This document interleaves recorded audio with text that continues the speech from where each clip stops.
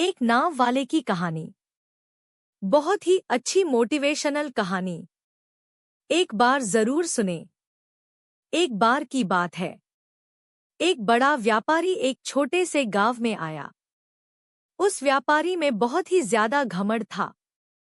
वो व्यापारी उस गांव में अपनी एक फैक्ट्री बनाना चाहता था और वो उस जगह पर जा ही रहा होता है कि उसके सामने एक ऐसा रास्ता आता है जहां उसके सामने एक नदी होती है और नदी के उस पार गांव होता है। अब उसके पास दो रास्ते होते हैं कि या तो वो सड़क के रास्ते से निकलकर उस गांव तक पहुंचे जिसमें उसको 7 से 8 घंटे लगेंगे, या फिर एक नाव की मदद से नदी के रास्ते से होकर उस गांव तक पहुंचे जिसमें उसको सिर्फ 20 मिनट लगेंगे। उसने अपना समय बचाने के लिए नाव से जाने का फैसला किया। उस वक्त वहां एक नाव वाला अपनी नाव लेकर खड़ा था। वो व्यापारी उस नाव में बैठ गया। वो नाव ज्यादा बड़ी नहीं थी। उस नाव के एक तरफ वो आदमी बैठा था जो नाव चला रहा था और दूसरी तरफ वो व्यापारी बैठा था। नाव में बैठने के कुछ वक्त बाद व्यापारी ने उस नाव वाले से पूछा, तुझे पता है कि इस वक्त तेरी नाव में कौन बैठा हुआ है? ये सुनकर नाव वाले ने बड़े ही भोलेपन से जवाब दिया, नहीं साहब, मुझे नहीं पता कि आप कौन हो। ये सुनकर व्यापारी बोला, अरे तू क्या अखबार नहीं पढ़ता? अखबार में तो हर दूसरे दिन मेरी फोटो आती है। ये सुनकर नाव वाले ने कहा, अरे साहब, मुझे पढ़ाई लिखाई नहीं आती। जब मैं बहुत छोटा था तभी मेरे पिताजी गुजर गए। तब से मैं अपने परिवार को संभालने के लिए काम कर रहा हूँ। तभी मेरा स्कूल छूट गया और मैं पढ़ नहीं पाया। ये सुनकर व्यापारी उसका मजाक उड़ाते हुए जोर जोर से हंसने लगा और बोला, तुझे पढ़ना लिखना भी नहीं आता? अरे ऐसी जिंदगी भी किस काम की? ये सुनकर उस नाव वाले को बुरा तो लगा, लेकिन वो चुप रहा और कुछ नहीं बोला।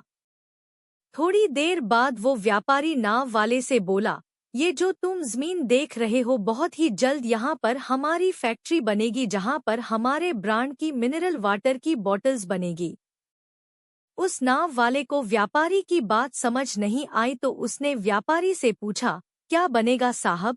व्यापारी ने चीढ़ कर कहा, अरे हमारे फैक्ट्री में पानी की बोतलें बनेंगी जो तेरे गांव में नहीं बिकती लेकिन शहर में बहुत बिकेंगी।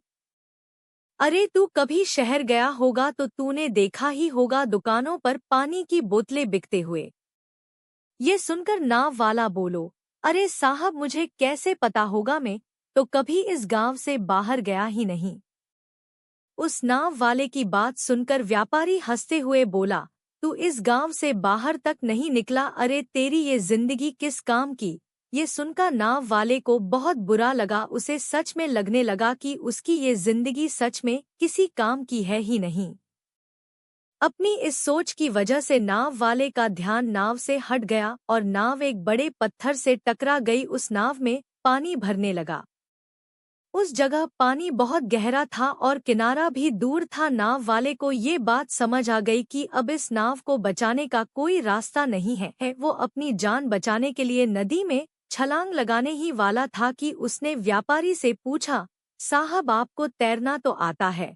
ये सुनकर व्यापारी घबराते हुए बोला, ऐसा क्यों पूछ रहे हो? मुझे तैरना नहीं आता। ये सुनकर नाव वाला हंसकर बोला, अरे साहब, आपको तैरना भी नहीं आता? ऐसी जिंदगी किस काम की? ये सुनकर उस व्यापारी को अपनी गलती का एहसास हुआ। फिर वो व्यापारी घबराते हुए हाथ जोड़कर बोला, तुम जो कहोगे मैं तुम्हें वो दूंगा, तुम बस मेरी जान बचा लो। तो उस नाव वाले ने कहा, अरे साहब, आप घबराओ नहीं, मुझे सिर्फ तैरना ही नहीं बल्कि डूबते हुए लोगों को भी बचाना आता है। आप बस मुझे कसकर पकड़ लो, मैं आपको किनारे पर ले जाऊंगा। और फिर उस नाव वाले ने सिर्फ अपनी ही नहीं बल्कि उस व्यापारी की भी जान बचाई। इस कहानी से हमें यह सीख मिलती है कि हमें कभी भी किसी का मजाक नहीं उड़ना चाहिए या फिर किसी को अपने से छोटा नहीं समझना चाहिए, क्योंकि हमें नहीं पता कि कब, कैसे और कहां हमें किसकी जरूरत पड़ जाए। ऐसी और नई नई कहानी सुनने के लिए मेरे चैनल को सब्सक्राइब जरूर कीजिए, वीडियो को लाइक कीजिए। वीडियो सुनने के लिए धन्यवाद।